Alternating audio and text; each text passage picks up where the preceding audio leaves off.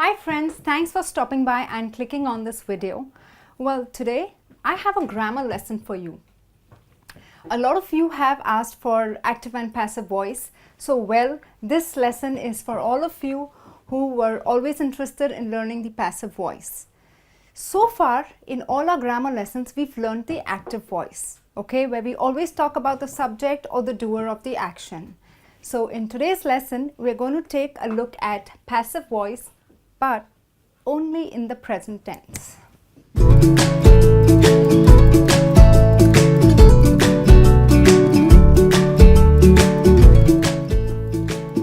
Okay, so before we start, let's understand that in a sentence, usually we have a subject, we have an action happening, and we have an object.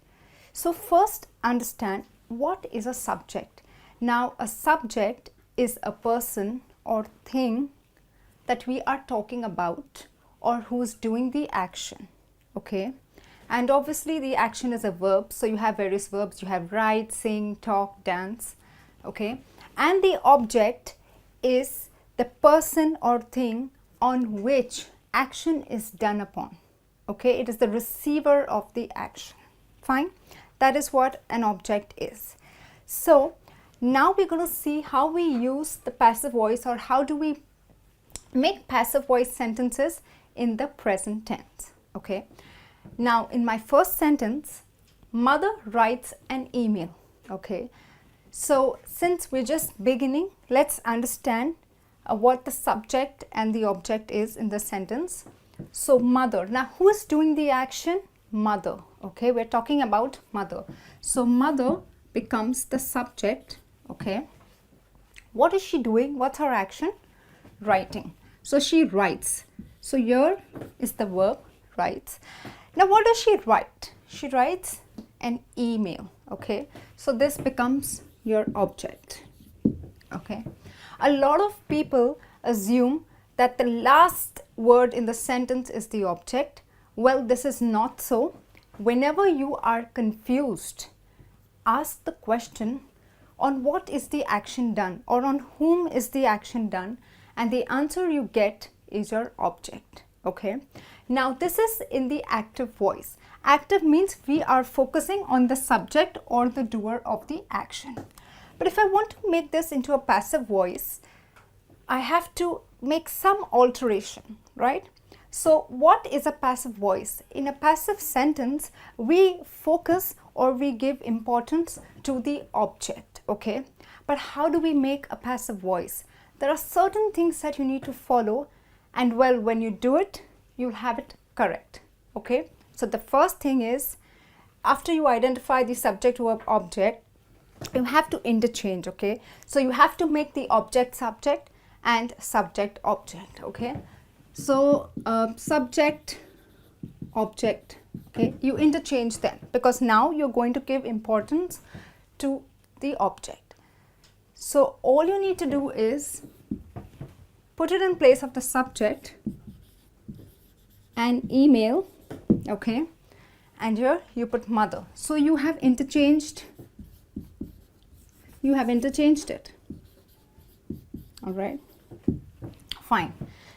Now, what do we do with the remaining part of the sentence?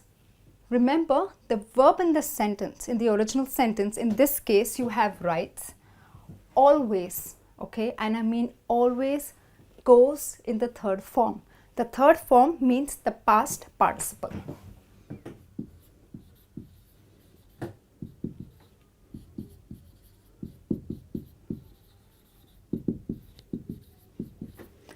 So what's the past participle of write? It's write is present, wrote is past, so we're not going to write wrote. Written. Written is the third form of the verb or the past participle form. So use that form. Okay. Now if I leave the sentence at this, it holds no meaning. An email written mother, it just doesn't make sense. Now remember, you cannot change the tense of the sentence. As this sentence is in the present tense, please make it a present tense. So this is a simple present tense, writes, mother writes, okay? So you use an auxiliary verb.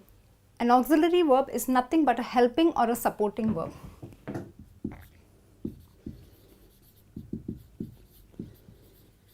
Okay, so because it's just one email, so the present verb is. An email is written. Mother doesn't make sense. So if I want to still maintain the doer of the subject, in this case it is the mother, even though I make it a passive voice, the doer of the action should not change. Okay, so to complete the sentence, I'm going to write an email is written by mother. Well, if you ask the question who has written it, you will still get the answer mother. That means though you have made her the object, she is still the doer of the action. You have kept it in the present tense, and yes, you have made the subject object and the object the subject. You have interchanged them, right? So an email is written by mother, right? Don't forget to add your supporting verb because this defines the tense. Fine. Now let's take a look at the next example. Sam is fixing the computer. Who is doing the action? Sam. So he's the subject, he's the doer of the action. Doing what? Well, so this is a continuous tense, right? He is fixing, the action is going on. Fixing what? The computer. So there you have the object. So let's follow these steps. Subject, object. Okay, so the computer. Okay, and let's have Sam here in the place of the object. Okay, because this is a continuous tense, remember we put the verb in the third form. So we've got to do this, put it in the past participle. Fix, fixed, fixed. Okay, the computer fixed Sam. Does this make sense? Of course not. The computer can't fix Sam. It is Sam who is doing the action. So let's quickly add in the supporting verbs. Now because this is a continuous ing, we want to and have to keep it in the continuous form. So you add is being. Okay, so always in the passive continuous tense you have being to show that the action is going on. Okay, so the computer is being fixed by Sam. So there you go, you have a passive, it's in the continuous tense, you have made the subject, object, object, subject, and remember you have not changed the meaning of the sentence. Sam is the one who is still doing the action. Thank God it's not the computer. Okay, and the last sentence, John has helped Maria with her project. Okay, so again ask the question who is doing the action. You have John. Now this is a tricky one. What is the object? A lot of people would say her project. But well friends, ask the question, is the action done on the project? No. On what is the action done? On whom? In this case it is Maria. So you have object. So what's the verb? The action has helped. Okay. So remember the action of helping is done on Maria. It is not done on the project. He is not helping the project. He is helping Maria. So she becomes the object. Now let's quickly follow. Let's interchange subject, object. Well, in this case, we are only going to play with the subject, verb and object. Only interchange them and change the form.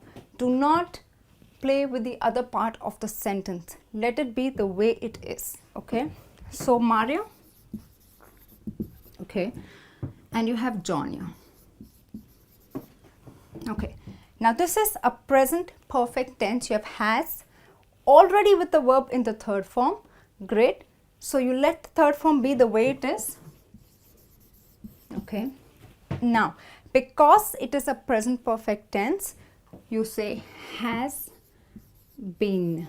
Okay, so in all perfect passive voice you use been. Okay, so Maria has been helped by John. Okay, we've done the interchanging, you've put the verb in the third form, you've added auxiliaries, and just complete the remaining part of a sentence.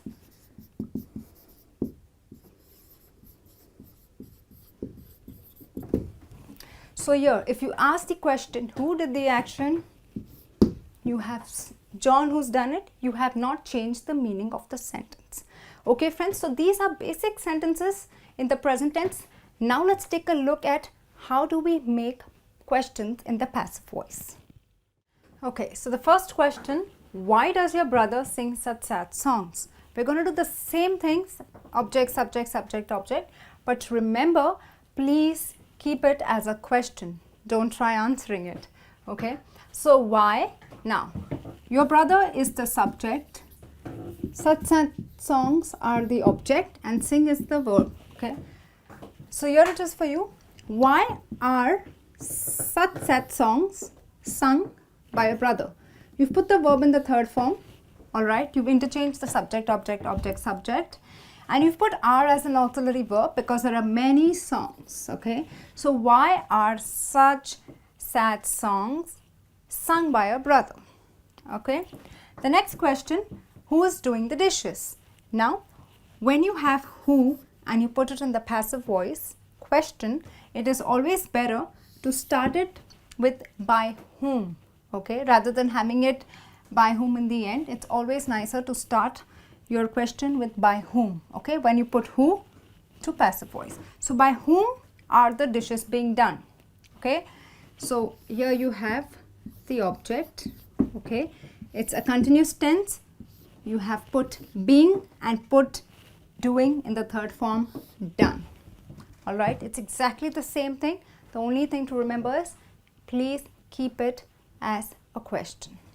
The last one, why have you called me here? You is the subject. Okay, if you see have called, it's a perfect tense, called me. Okay, so now let's interchange. You have object, subject, subject, object. So you have why have I, okay, me is the object, that becomes I in the subject. So why have I been called here by you? Okay, so you have made you into the object by you. So why have I been called here by you? You have maintained it in the present perfect tense. Okay friends, so we've learned the simple, continuous and the perfect tense in the present tense, and we have not done present perfect continuous because there is no passive voice in the present perfect continuous tense. Alright friends, well, with this we end the passive voice in the present tense. I hope you enjoyed watching this lesson. I have a test for you. Do take it, and I'll be back soon with the new lesson. Till